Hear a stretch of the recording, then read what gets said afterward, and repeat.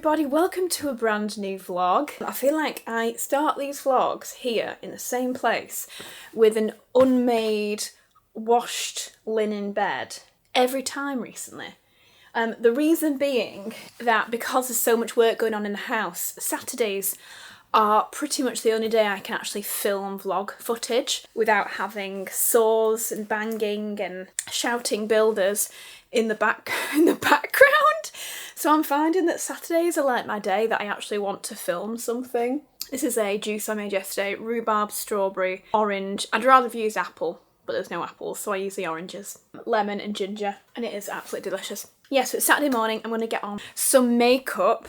Okay, I've just put on my favourite sun cream to start off with, and I thought what would be really nice to do is to do a bit of a Q&A. I feel like a lot of my vlogs recently have been very much centred around the house and everything going on with the house, or at least that's the way I feel, because it is so all-consuming for me right now that that's all I feel like I've been doing. And so I mentioned on stories if anything they wanted me to like chat about right now, and some questions you might want to know about, let's do that. I just feel in more of a chatty mood than like a showing round mood. When I said this on my stories, I got messages from people to say, no, can you please show the updates this week too? Like, I'm really loving them. So I feel like there's probably a bit of a split between people that don't want as much house stuff and people that do want the house stuff. So I'm going to do a bit of both in this whilst we get ready, so there's a bit of everything for everyone, because I know a lot of people also love to see the makeup. And I'm very, very excited to say that this video is going to be a paid collaboration with Armani Beauty. It's just going to be a full get ready with me with my favourite brand new Armani products. It's a wonderful, easy integration for me. You guys know how much I love Armani. And Armani asked me about this after I decided to do this Q&A, so I thought actually it gives me something to focus on whilst we're chatting together. So everything that I'll be using will be down in the description. I'll make sure I put all the shades and everything to start off with, but I am just going in with my favourite method right now of doing my base,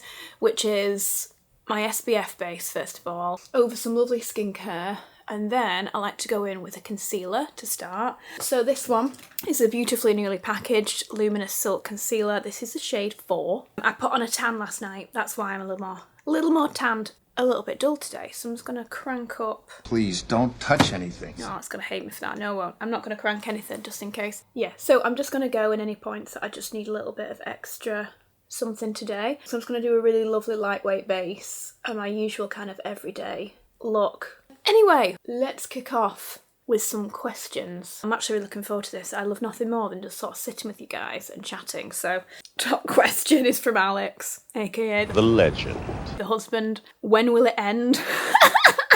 Can you tell he's absolutely had enough of this whole thing now? Sorry, husband. Hopefully a few more weeks. In fact, it's a good question that you guys might be interested in. The closet. So last week we had it painted. I had it painted using a textured paint. So it's literally a brand called Textured Paints. I'll leave the link for you, because what I wanted was like a micro cement look. However, if any of you guys have ever gone to get micro cement in any of your rooms in your house, you'll know just how expensive micro cement is. It's absolutely crazy. So I wanted to look for an alternative, and I wanted something that could kind of almost mimic that look. And Rishi and Ricky, who've been working on the closet, they were like, well, we've just worked on another house that had the entire house painted in textured paint to get that cement look, and it saved them tens of thousands by doing it that way. So I was like, okay, let's have a look. So that's in the end what I went for. I went for this textured paint. By the way, I keep just going back to my hand, getting a little bit of that, and this is just the way I really like to do my makeup now. It just makes everything really lightweight. Put the concealer back in your hand. The idea is to disperse the product into the brush without the brush being wet. So when you sort of do that, you can start to see colour coming off of it, but it's not soaky. It's not like going to paint on your face. And that's the difference. So you can really control, and you build it up and you build it up. So you're not caking on layers and layers. Because I'll be honest, now my skin is getting older. I mean, I know I'm only 35. The older I get, the more I realise I can't just stick a load of concealer on anymore. It's just not. It's not for us gals. But back to the textured paint. Hopefully you might be able to see from here. This is it. This is the new paint. I'm thrilled. The colour of the paint is dusty white. This is it. Textured paint B101 dusty white. So that's what we've had It's a very subtle wash, that concrete wash where you don't get a uniform look. I want it to feel a bit spa-like, a bit like a sanctuary, warm, quite cosy. For instance, we also had this door covered and we've had that painted in too. It just didn't fit with the aesthetic of this room, so I've had that covered. Obviously it just needs a handle going back on. There's only one wall that hasn't been done yet, is what I'm trying to say. This is where you can tell the difference. This is white, and then that is the textured paint. Do you see what I mean? It's so subtle in this colour, but if you just look at it really closely, you can see the strokes of the paintbrush, and it's beautiful. Same up here, you can just see that texture. Honestly, I am thrilled. That could not be better. It's exactly what I wanted. Super subtle, but it's warm and it's cozy and it's just got something a little bit more textured about it. So that's the closet, and we have the carpet going in next week and the island going in next week, and then that's done. As for the question, when will it end? That will end next week. However, the ensuite does have a little bit more time on it, to be fair. We're not quite there yet with the ensuite. Truthfully, that is one big job and just needs a little bit more care and attention, but we'll definitely get there, husband, I promise. Okay, one of the things I'm getting asked about a lot actually, which is super interesting, is this whole luxury cleanse, as someone has said. Okay, I actually have quite a lot of thoughts on this. I feel like this has really been doing the rounds recently. I'm using Lip Power 109 to get that slightly more like Bitten Lips Rose kind of shade. And then I'm going into Lip Power Matte 114, just a little lighter and pink and just into the centre. So this whole luxury cleanse thing. Yeah, for example, I was watching Allana Davison. Love you. I was watching her video yesterday about this, how she was kind of clearing out her closet. All the things she was saying, I completely relate to. She's really had almost this change of heart when it comes to what she wants to buy, and not feeling like she wants to kind of buy all these things and keep up with the Joneses anymore, in effect. So she's selling a number of her items, like she has this beautiful Chanel bag that she's thinking of selling, etc. And it was interesting looking through the comments, because a lot of people seem really interested on this topic actually, and I totally relate to it too. And it's funny because Naomi asks here, I think we're just getting older and looking for other things. And actually, this is what I completely agree with, because I too have been feeling this now for a number of months. This feeling of not wanting to purchase items of a certain crazy high price point, especially when it comes to things like the super high price point luxury pieces, Hermes, Chanel, Bottega's, even YSL. And you know how I feel about YSL. Their prices have gotten extreme.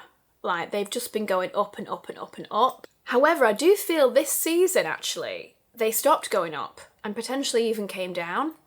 A number of their leather jackets are less expensive this year than they were 2 seasons ago. So I've got a feeling that actually they're starting to realise that people aren't buying it. They're not going to put that kind of cash into a leather jacket, and instead... Sorry, let me continue with my makeup. This is it. I get passionate about things and forget. Right, I'm just going to move into the Armani bronzing, luminous bronzing powder in the shade 90. I've been obsessed with this ever since it launched, not only because it's a huge, gorgeous pan, big mirror, so I utilise this most of the time as like a vanity mirror, but also it just has a little touch of shimmer and it blends like butter. It's really stunning. It's a powder, by the way, it's not a cream, but it's almost hard to get this wrong. So I too have been thinking about this for a long time. As you know, I've talked about it now for a couple of years, the way that I'm really not that interested in Hermes as a brand anyway. As much as obviously, you know, I have 3 Hermes bags, one of which is 40 odd years old. It's a beautiful vintage that I don't think I'll get rid of, but it's something I'd thought about a year ago. I'd thought about selling it, my blue Kelly, because I was like, I'm just not really wearing this. And it's just not really my style. An Hermes bag is very kind of prim and proper, a bit elegant. I'm not really into that kind of style of dress anymore.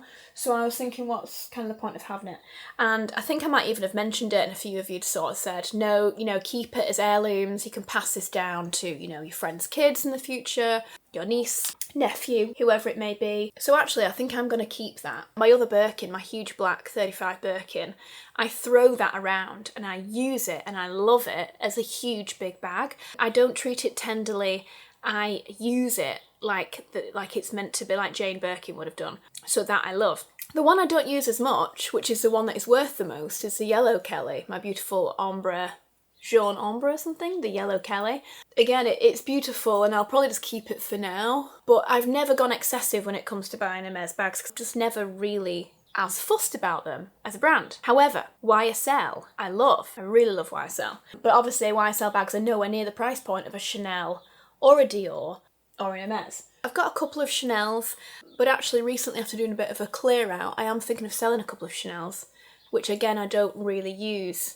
And I don't feel as attached to them. I don't feel this affinity to them, so I think I am potentially going to get rid of those. I feel like maybe the light's better here now again. So yeah, so that is the beautiful bronzing powder that I've just applied. What else would I use but one of the most viral, loved products right now online? This is 22M, the eye tint. These are like a in-one eyeshadow. Anyway, so the point I'm making is it's interesting that this kind of topic has come up recently, and I know it's all kind of erupted recently because a few videos have been going viral about it, and obviously people have their own reasons for why they'd want to sell their bags or anything else. But it's funny because I feel like a lot of us have been feeling it and thinking it at the same time. And so when I watched Allana's video yesterday, I completely related to it. And I also feel, in complete truth, it's also, I don't know if any of you have noticed it, but it's also what's kind of driven me back to the more premium high street stores and a few kind of more just high street stores who I feel are doing a little bit better in terms of their accountability and thinking a bit more about sustainability. But equally, they're creating pieces that are going to be more of a long-lasting thing. They're not just creating like trend piece, and that's when obviously fashion becomes more unsustainable. Like, you can buy into any retailer, and as long as you utilise that piece of clothing sustainably and don't throw it away after your first use, then that's absolutely fine. If you're just someone who is going to buy one piece or two pieces from, say, a Mango, which I'm loving, or a Zara, or similar, and you're going to utilise that piece for a long time, then it becomes a little bit more sustainable overall. It's hard because there's so many things to do with like ethics involved, etc.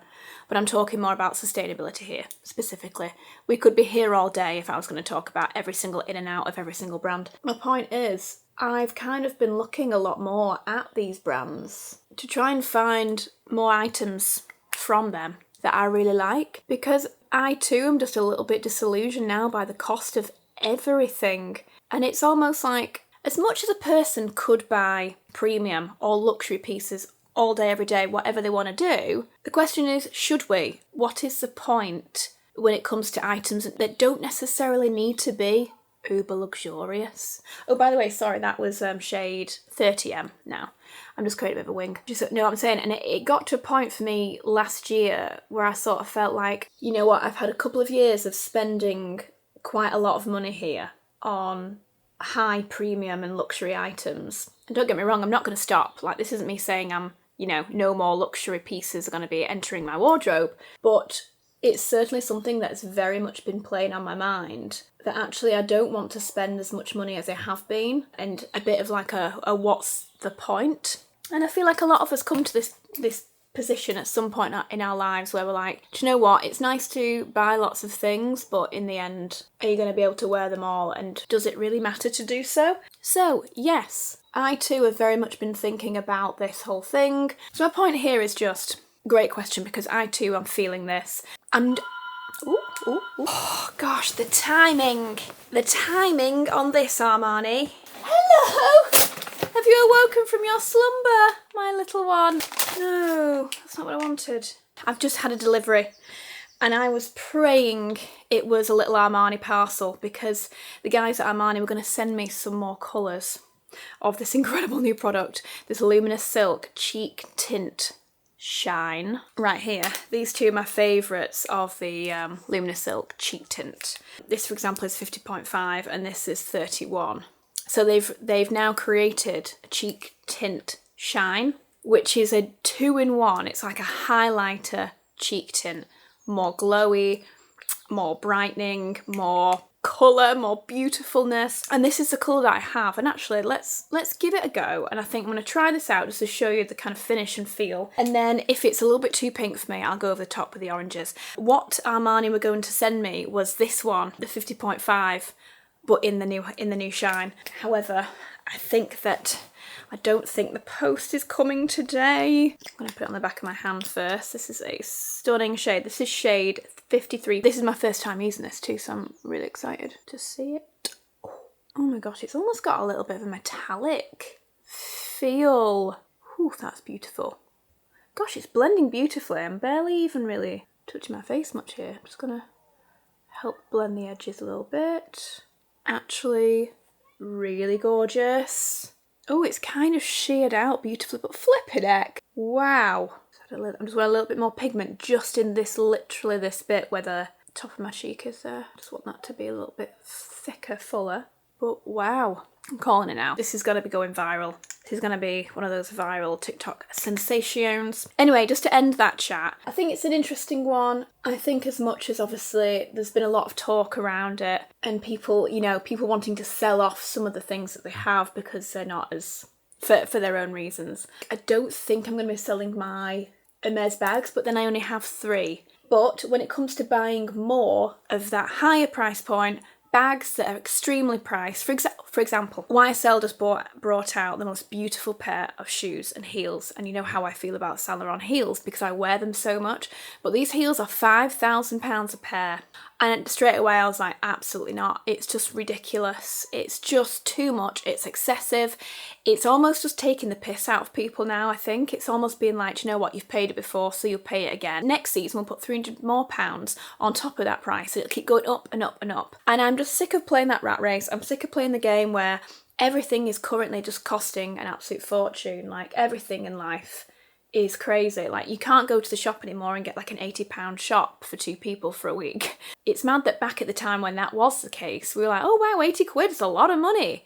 And now it's like almost double, 3 times the price just to buy anything. So it's a really interesting conversation, and actually I also think it's the reason why so many luxury brands right now are actually really, really struggling.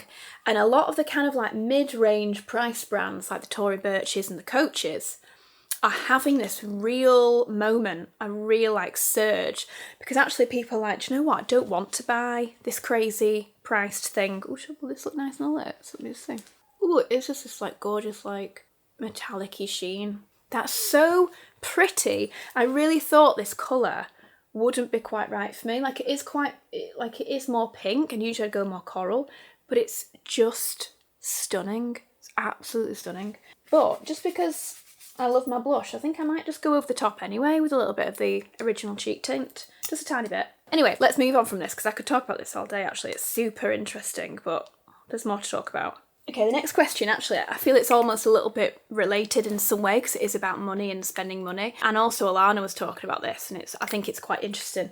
Someone asks, did you grow up wealthy? What was your childhood like? And I think I have sort of spoken about this before, but not for a long time. So just to kind of reiterate on that, I grew up in Wigan. I feel like I'm on Stephen Bartlett.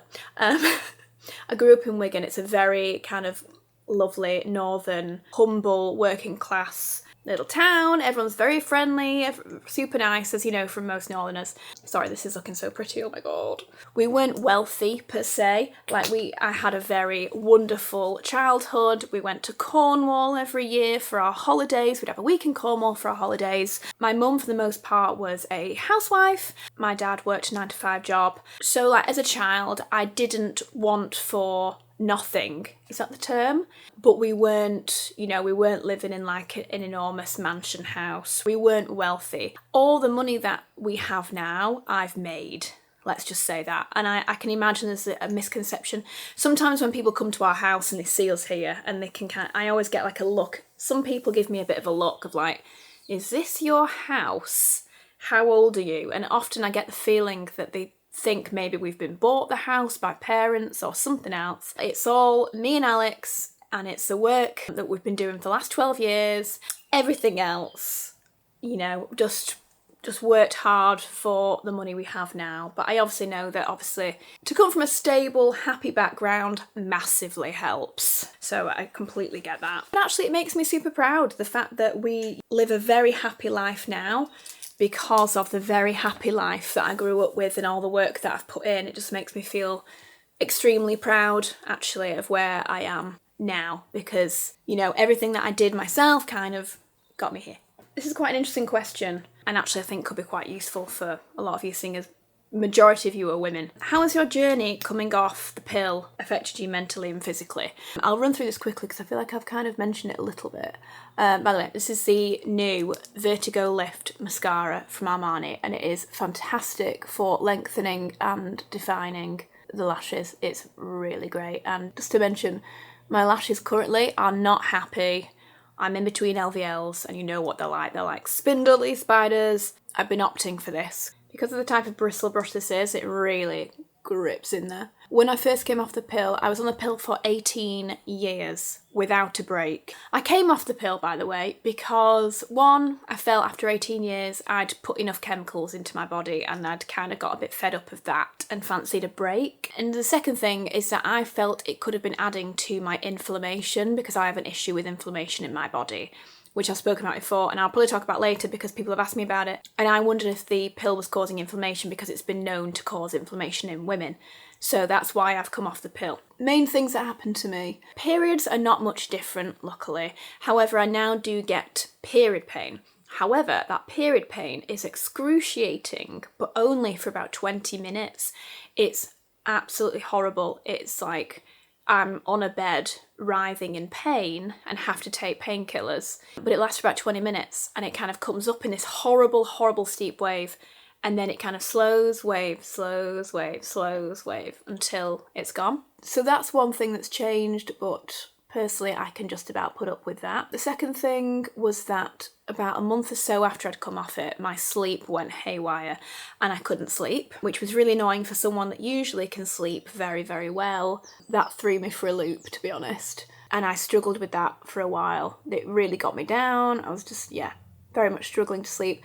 I'd feel tired and then I'd hit the pillow and then my brain would be thinking about everything and anything and just would not let me relax at all. So that was a shame. But after about, I'd say about 2 months, it's gone back to normal, and fingers crossed it stays back to normal. I'm sleeping perfectly again and I'm really happy about that. Just in the interest of sharing, my libido went through the roof. That was one thing, that was great. I did feel like maybe a bit of my inflammation went down, but actually I now don't think it did. I think actually that was just because of me having an anti-inflammatory diet at the time. I actually don't think that personally for me was a cause, but I don't know. But in truth, the main thing for me, which has been the hardest thing to deal with since coming off, has been the acne, like adult acne. I have just not stopped breaking out.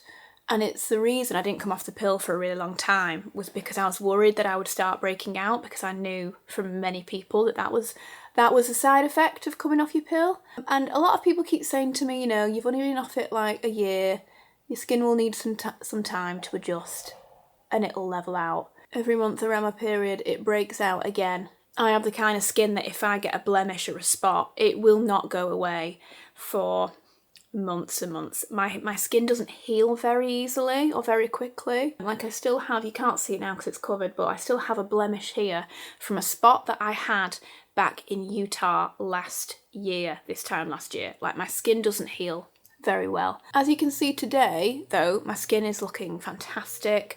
I'm thrilled to bits. It's looking so glowy and really even. I'm able to cover a lot of these spots quite easily now because they're not red and they're not really inflamed.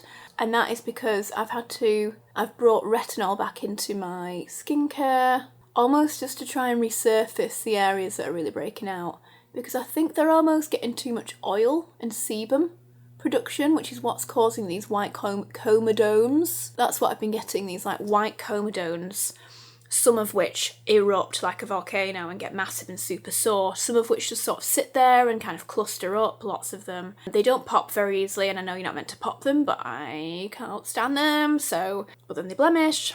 It's a whole cycle. Anyway, I've gone back to salicylic acid and retinol a couple of times a week, and at the moment it's working. And if any of you are struggling with a similar thing, let me know and I can kind of show you a bit more of this skincare routine I'm doing and what I think is working. But of course, I'm not trained in this, so I don't want to be given any kind of advice as such. That's what's currently working for me. Okay, what are we looking at now? I'm loving this look. Absolutely loving this look. Also, Armani have just launched the most incredible lip gloss product. Last year they launched the Prisma Glass Gloss, super wet look, high shine, mirror-like finish. Beautiful. I've been obsessed with a couple of their colours. Why do I feel like I've got a shadow on my face? Anyway, they've just launched this one, Prisma Glass Icy Plumper. These are my two favourite shades. This one just being a good old perfect silver with a pink chrome shift finish. This one though being a coral, and you know how I feel about a coral, this is 33. The shine of this is absolutely unreal, so I want to show you. This is also, do you know what, I'm going to put you here to see a bit more light on me. When you put it on, it's got this gorgeous minty smell and taste. Personally, I love that in lip products. It's really lovely. It's got a little tingle, nothing too crazy, but it's a plumper as well. But when you put this on, it almost just moves into position and makes your lips look so full. Well, plumped up, that's the point. But it's almost like this really volumized finish that it gives to the lips. Also, that colour is just so perfect. Like, I can feel the tingle. Oh, it's stunning. Look at that. Ooh, my lips. That's the makeup. Super glowy, not too much. I didn't put any foundation on. This is literally just concealer over SPF. That cheek makes it. Bronzer, and then with that gorgeous cheek. So you've got the beautiful pink glow. Touch of the coral here. Just a really simple but beautiful eye. And then, woof, the lips are... Woo. So anyway, so the question is, would love to know more about your diet. How have you found foods that suit your tummy? Now, I'm not going to go too much into diet and things like that because it's very triggering for a lot of people, especially anything to do with food, and I understand that. I did, however, mention a while back that I was going to try a low histamine diet. Yeah, and I did try that for a little while, and honestly, I think that is probably my best way forward. I certainly feel so much better internally when I do that diet, because there are a number of things that I know for a fact that I'm allergic to, not allergic, that I shouldn't be eating. There are certain things I know I shouldn't be eating. For example, chili. I've noticed that chili, if I eat a copious amount of chili, my stomach is like, what have you done? So I was speaking to Georgie, my personal trainer, about it, and she was like, Vic, at the end of the day, if your stomach tells you you shouldn't be having chili, then you need to cut out chili. And you also need to cut out everything else in the same family. So that's black pepper and bell pepper. So all the peppers need to go. I just need to be a little bit more diligent and motivated to get on top of what I actually need to eat and what I don't need to eat. Like, it's a lovely life to just eat everything and enjoy it, and like, you know, like, I'm a big sugar lover, huge sugar lover and cheese lover, and I would gladly eat sugar and cheese all day, every day, but my stomach hates it. My skin hates it, my stomach hates it, my body hates it. There's just a point in life where you reach this kind of age where you're like, do you know what, I don't want to feel like crap anymore. My skin doesn't look good, my body doesn't feel the way it should. So I think a low histamine diet is the best thing for me, to be honest. There's a number of things that I know upset me, and yeah, I'm going to get to the bottom of it. So yeah, low histamine diet. You can find loads of stuff on Google about what you can and can't eat within a low histamine diet, and it's primarily foods that cause inflammation. So you cut out everything that is very inflammatory. There are a few things I've kept in, such as avocados, bananas, spinach, and things I eat a lot that I don't think are causing the inflammation, but the rest, I'm going to get on top of it, I'm going to cut it out. For example, earlier when I made that food, I just had some gluten-free crackers that I love, like cracker breads. I gave Alex some bread with gluten in it, because again, gluten upsets my stomach. So I'm just making little changes. Do you miss the silver hair? Honestly, I can't tell you how much I do not miss being blonde anymore. I mean, obviously I was a blonde for 30 odd years, but I feel like a different person now. I feel like a completely different woman. And in fact, I was looking back yesterday, pictures and videos of me from over the years. I was looking for something specific, and I just feel like a completely different person. I think since I changed my hair colour and since I got on top of what was causing inflammation in my face, especially, I feel like my face shape has changed. I mean, I know it has. It's changed massively. So my face shape has changed due to inflammation. My body shape has changed because I've not got as much inflammation, and also I've been working my arse off for 18 months. And then my hair, I just feel so much more me and a different person. So, and honestly, no, I don't miss the blonde, but I love how many of you loved it, so thank you. By the way, this is the final product I'm going to show you. This is the new Armani Privé scent Iris Bleu.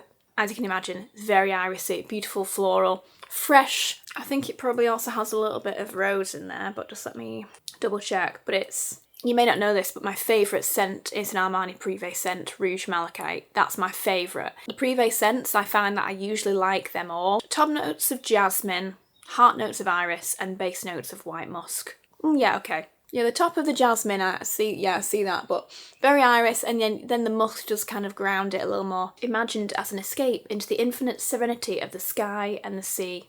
Yeah, nice. Yeah, it's literally iris, jasmine and musk. So yeah, absolutely beautiful. I always get really excited when Armani launch a new Privé, because I'm just a big fan. Ooh. Let me bring you in here. Hello. I know, you want to sit with me, don't you? Great.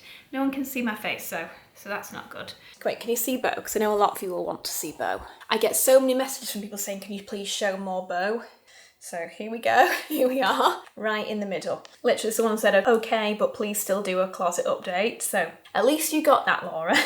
Have you always been into fitness, or is it something you've gotten into as you've gotten older? In short, I used to do ballet. I did ballet from about 6 until about 17. Absolutely loved it, loved ballet. It's one of my biggest regrets in life is that I gave it up, because I think I actually could have been quite good at ballet. Uni, no, did not work out. But then after uni, I got into the gym. I didn't go a lot. I'm like an infrequent gym goer. I must admit, it's probably been the last like 5-6 years that I've gotten more into things like Pilates, yoga, and especially spin the last few years, really into spin. And now my routine consists mainly of Peloton, Pilates, Reformer Pilates, and also my own workouts with weights and things. Nothing crazy, like I'm not doing squat racks and things. I'm literally, primarily for legs is Peloton and Reformer. Reformer's the main thing. For my arms, it's mainly weights. So yeah, I've gotten more into it. I just think it's essential, and especially as you get older, the older you get, the more you need to be working out, the more you need to be resistance training and building up the strength, especially in your arms and your wrists, just for like longevity overall. What's in fashion for spring, summer? Again, in short, I just bought, you'll see these in the next video, but I just bought a pair of jelly shoes. Not only extremely nostalgic, made me feel so happy putting them on because they totally reminded me of youth, but I genuinely think they're going to be huge for the season, because the way that they're creating these jelly shoes now, they just look like cute little ballet shoes, but they're see-through, you know, with some sort of like patterns on the plastic.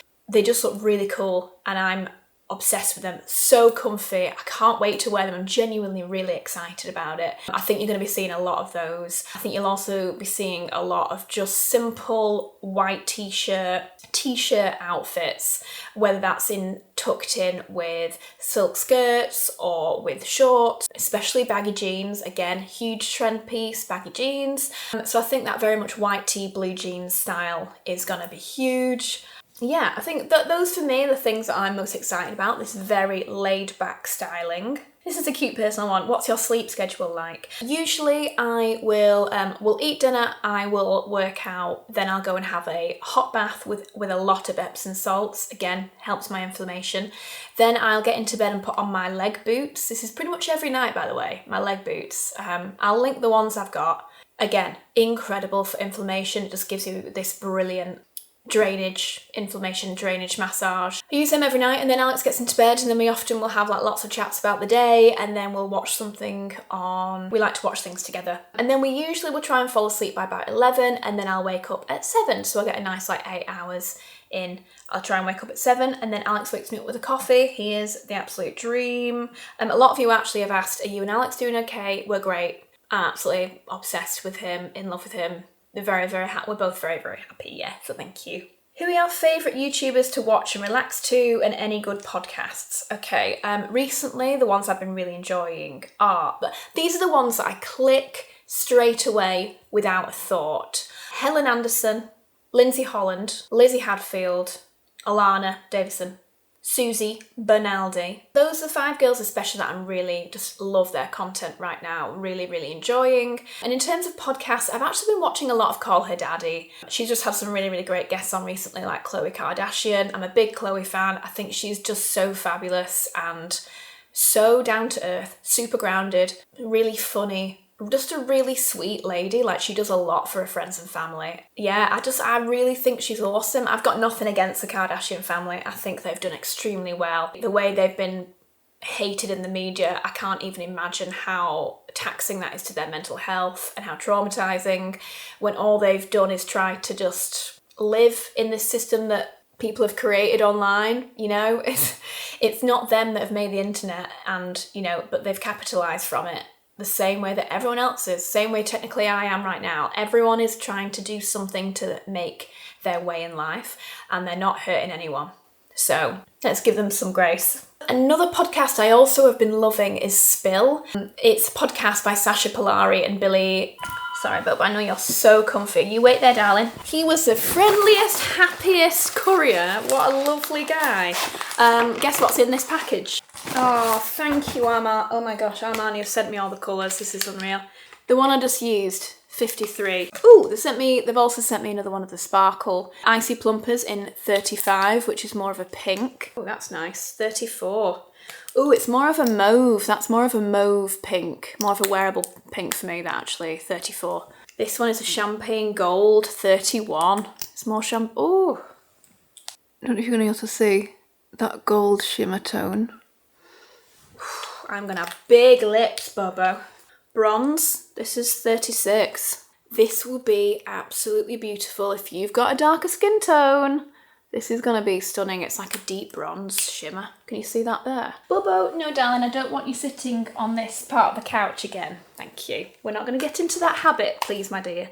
And then, oh, that's so pretty. Oh my gosh, 50S. Oh my God, it's like a neon orange pink. This is what I was after, guys. This is what I was wanting.